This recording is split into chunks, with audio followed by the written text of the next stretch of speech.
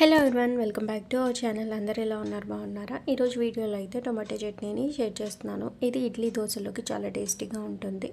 మీరు కూడా ఒకసారి ఇలా ట్రై చేయండి, మీకు కూడా నచ్చుతుంది. దీనికోసం ఒక 4 పచ్చిమిర్చి, అలానే ఒక 3 టమాటాలను తీసుకోవాలి. అలానే కొంచెం కరివేపాకు.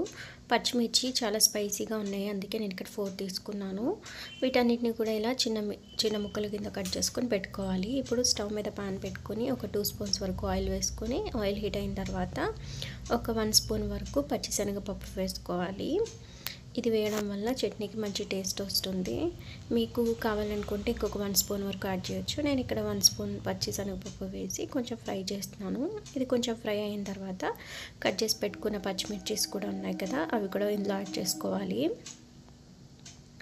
మీరు కారం ఇంకా తక్కువగా తినే వాళ్ళైతే తక్కువగా యాడ్ చేసుకోండి, ఇంకా ఎక్కువ తినే వాళ్ళైతే ఇంకా ఎక్కువ యాడ్ చేసుకోండి.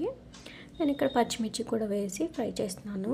ఈ పచ్చిమిర్చి కొంచెం ఇలా ఫ్రై అయిన తర్వాత ఇప్పుడు ఇందులో కట్ చేసి పెట్టుకున్న టమాటాస్ని కూడా యాడ్ చేసేసుకోవాలి. యాడ్ చేసుకుని ఒకసారి మిక్స్ చేసుకుని ఇవి కొంచెం ఫ్రై అవ్వనివ్వాలి.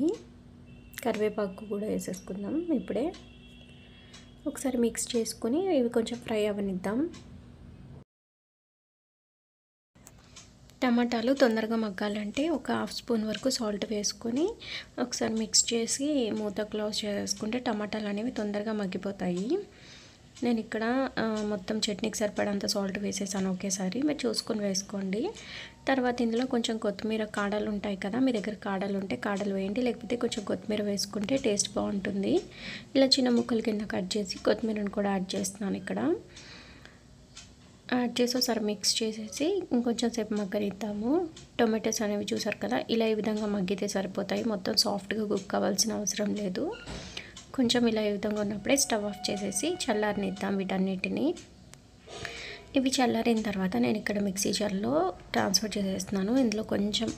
ఇందులో ఒక వెల్లుల్లి రేఖ వేస్తున్నాను, టేస్ట్ బాగుంటుంది. ఇలా కచ్చపచ్చగా మిక్సీ పట్టుకోవాలి. తర్వాత ఇందులో ఒక 2 స్పూన్స్ వరకు పుట్నాల పప్పు వేసుకోవాలి. వేపుడు శనగపప్పు అంటారు కదా అది. అలానే కొంచెం వాటర్ వేసుకొని ఇలా ఈ విధంగా మనకి ఎంతైతే వాటర్ కావాలో వేసుకొని ఇలా ఈ విధంగా మిక్సీ పట్టేసుకోవాలి. అంతే, చట్నీ అనేది రెడీ అయిపోయింది. చూసారు కదా, దీనికి పోపు పెట్టాల్సిన అవసరం ఏం లేదు. ఇలానే చాలా బాగుంటుంది. ఇడ్లీ దోశల్లోకి ఎందులో కన్నా టేస్టీగా ఉంటుంది.